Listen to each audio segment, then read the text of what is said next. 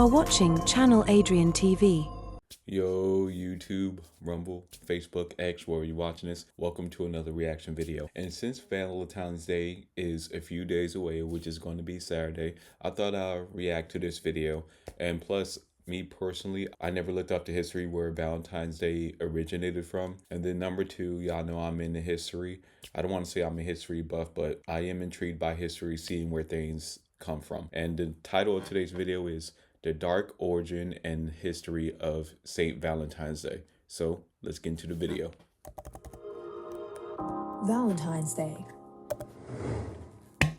We all know it as a time to celebrate romance and love. But the origins of this festival of roses, chocolate, and Cupid are actually quite dark. In fact, bloody. So what exactly is the story behind this lovey-dovey holiday? We'll have to take a trip to ancient Rome. But before we get going, please like and subscribe. Ancient Rome, a place of diverse, rich culture and history, inspired by the many gods, Jupiter, Neptune, Mars, Venus, and more. There were so many festivals in ancient Rome. But today, we'll be taking a look at the festival of Lupercalia, celebrated from February 13th to February 15th. Lupercalia was proto-Valentine's Day, but it definitely wasn't celebrated the way it is today. Lupercalia was a fertility festival dedicated to Faunus, the Roman god of agriculture, as well as to the Roman founders Romulus and Remus. To begin the festival, members of the Luperci, an order of Roman priests, would gather at a sacred cave where the infants Romulus and Remus, the founders of Rome, were believed to have been cared for by a she-wolf or lupa. The priests would sacrifice a goat for fertility and a dog for purification. They would then strip the goat's hide into strips, dip them into the sacrificial blood, and take it out to the streets. One thing I will say, because seeing sacrifices, especially with ancient history, but one thing I've noticed is all history from all parts of the world always dealt with some kind of sacrifice. Probably part of this channel, I'll probably look into that even more, because I've always wondered, where we didn't have communication with different parts of the world, why was there always a sacrifice involved? And then also to go to the beginning, since this deals with Rome, I've always been, well, one of my favorite things in history when I was younger was dealing with Greek mythology and Roman history. Men sacrificing goats and dogs. Creepy, but okay, I get it. It was old times. But no, it doesn't end there. After the sacrifice of the goat and dog, men would whip women with the bloody hides of the animals they had just slain. And to put this more into the real atmosphere and picture, the Romans would be intoxicated and without clothes. And far from being fearful, Roman women would line up for the men and welcome the touches of the hides, because it was believed to make them more fertile in the coming year. And this spine-chilling festival actually included a matchmaking lottery, in which all the young women in the city would place their names in a big urn. The city's bachelors would each choose a name and become paired for the year with his chosen woman. These matches often ended in marriage. The ancient Romans And that's crazy. Well, I understand, even though I know it's weird, but like they said, in their religion, in their belief, it thought it was going to make them more fertile. I understand that part, even though that is crazy, but the part of putting your name in the urn and then whatever name you got, that's kind of the person and you were going to possibly marry. Yeah, that's crazy. Knowing that it really just went to probability and chance of who you're going to spend the rest of your life with. responsible for the name of our modern-day love.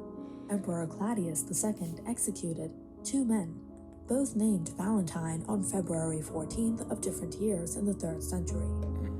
Their martyrdom was honored by the Catholic Church with the celebration of St. Valentine's Day. Hold on. What?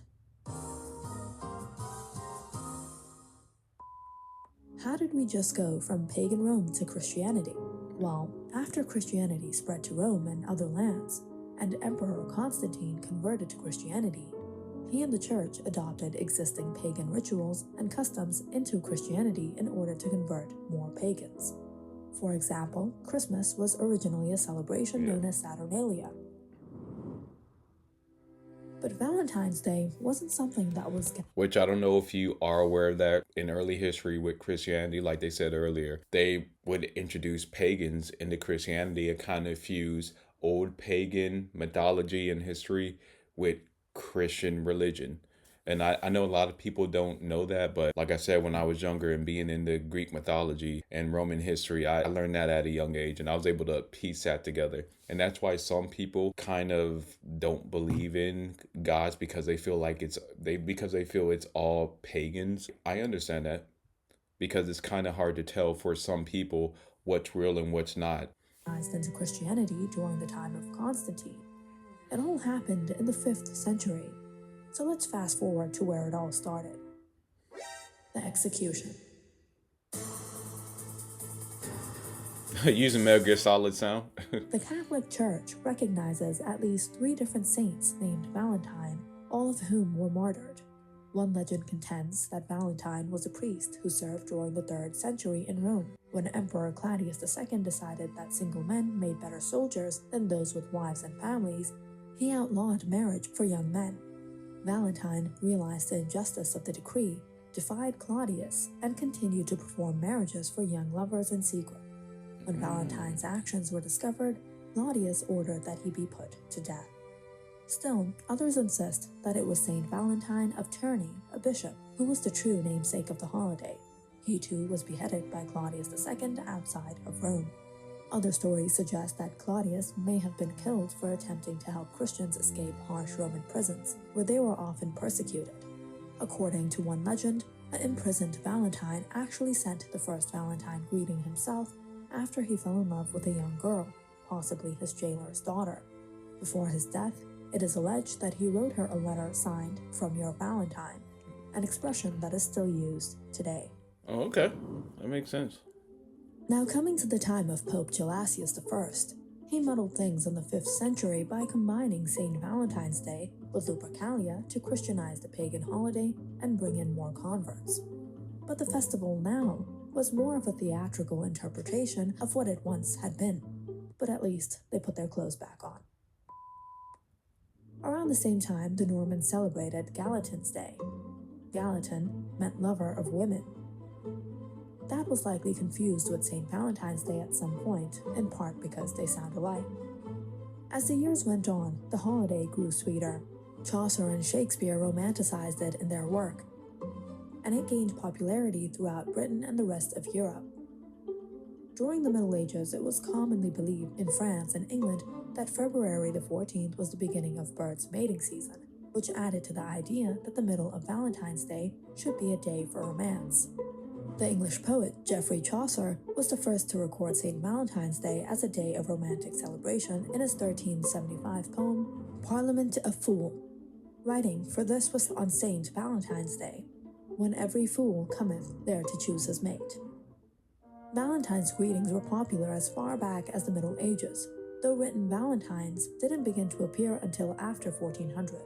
The oldest known valentines still in existence today was a poem written in 1445 and 1415 by Charles, Duke of Orleans, to his wife while he was imprisoned in the Tower of London following his capture at the Battle of Agincourt. The greeting is now part of the manuscript collection of the British Library in London, England. Several years later, it was believed that King Henry V hired a writer named John Lydgate to compose a Valentine note to Catherine of Valois. Now some of you might be thinking, so what about Cupid? I thought if anything, Valentine's might have originated from him. Yes, but actually no. In fact, Cupid is often portrayed on Valentine's Day cards as a cherub launching arrows of love at unsuspecting lovers. But the Roman god Cupid has its roots in Greek mythology as the Greek god of love, Eros. Accounts of his birth vary. Some say he is the son of Nyx and Erebus, others of Aphrodite and Ares. Still others suggest he is the son of Iris and Zephyrus, or even Aphrodite and Zeus, who would have been both his father and grandfather. And see right there, that's what I'm talking about. That's why some people are so confused by religion, because it's infused with paganism. So you don't really know what's true and what's not. But one thing I do find interesting about this is how this holiday comes really from Greek gods, Roman gods. Like it's crazy that it morphed into something to where it's a couple's day, to where capitalism can capitalize off it. I'm not trying to downplay Valentine's Day. I think Valentine's Day is a great thing, but I would say most men really don't look towards Valentine's Day. It's more of a woman's holiday. The Greek archaic poets, Eros was a handsome immortal, played with the emotions of gods and men, using golden arrows to incite love and lead in ones to sow aversion. It wasn't until the Hellenistic period that he began to be portrayed as the mischievous chubby child he'd become on Valentine's Day cards. Eventually, the tradition made its way to the New World. The Industrial Revolution ushered in factory-made cards in the 19th century, and in 1919, Hallmark Cards of Kansas City began mass-producing Valentines, and February has not been the same since. And now, St. Valentine's Day is more or less a holiday of big business. If you liked our video, don't forget to subscribe and follow our channel for Dope video. I'll make sure to leave the original video in the description. And that's what I love about history, because where a lot of things are today, when you look up a lot of these holidays, they really have nothing to do with the meaning that we believe them as today. But y'all be safe this Valentine's Day, and I will see y'all in the next video.